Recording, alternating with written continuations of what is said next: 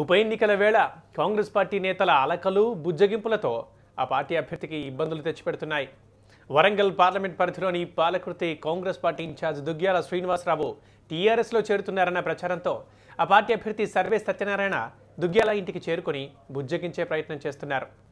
దీనికి సంబంధించి మరింత సమాచారాన్ని ప్రతినిధి బాలకుమార్ ఫోన్లో అందిస్తారు. బాలకుమార్, చెప్పండి.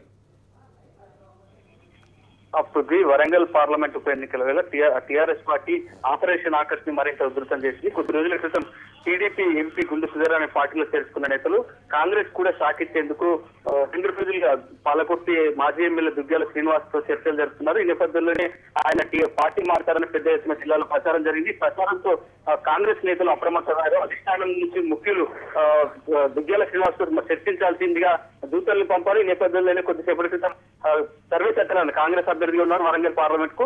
ఆయన దుగ్గ్యాల శ్రీనివాస్ తో భేటీ అయ్యారు. గంటసేపటి నుంచి ఆ భేటీ కొనసాగుతుంది.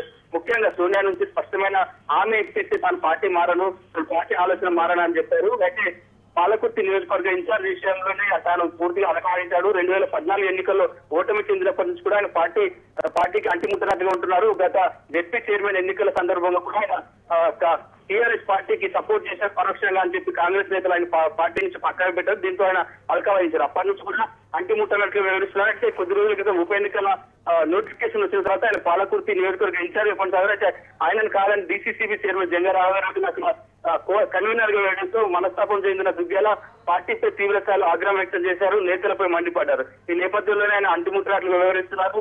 దీన్ని క్యాచ్ చేసుకునేందుకు అధికార పార్టీ దుగ్గ్యాల శ్రీనివాసరావుతో 2 రోజులు చర్చలు జరపడం ప్రాధాన్యత సంతరించుకుంది. దీంతోనే అధికార పార్టీ కాంగ్రెస్ పార్టీ కూడా అప్రమత్తమై దుగ్గ్యాల శ్రీనివాస్ పార్టీ మారకుండా అధిష్టానం స్థాయిలో పూర్తి జరుగుతున్నాయి.